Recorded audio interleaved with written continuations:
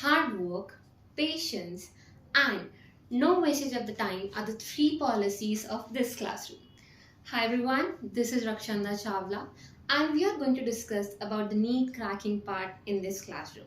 Yes, so before you dream of the stethoscope, the white coat and having a valid reason for having that terrible handwriting, we should also know about the Lego bricks of our very existence. Those are known as cell, the fundamental unit of life. You think you're special? Maybe.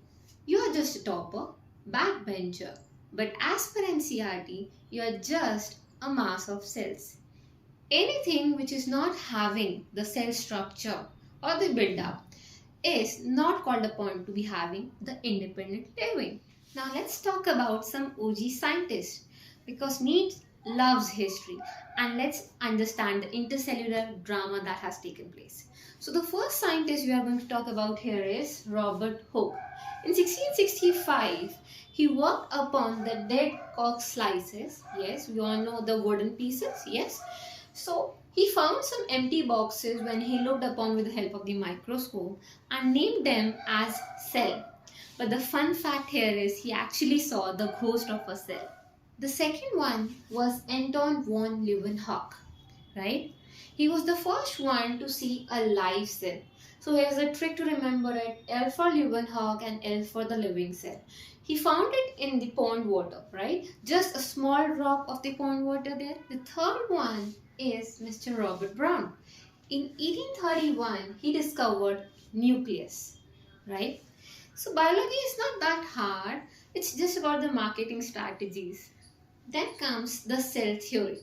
Okay, so this is nothing but the collaboration in 19th century that went viral. Okay, so this was done by three people there. The first one was Schleiden. We can say that in 1838, a botanist Schleiden said that all the plants are made up of cells, which is completely true. We know about that today, right? But the second one came Schwann, zoologist. Yes, in 1839, he said that all animals are also made up of cells. But he also gave up one more interesting thing, that is, he said that there is a thin outer layer of a cell which is called upon as plasma membrane. But they both didn't know how these cells are growing up. They don't know how they are actually working, right? So the third person who came up is known as Rudolf Virchow. In 1855, he said omnis cellula is cellula. It simply means that all the cells are coming up or dividing from the pre-existing cells. Nothing like magic is happening over there. They are just dividing and growing up. So this is all for today. We'll come up and catch up in the next video. Thank you.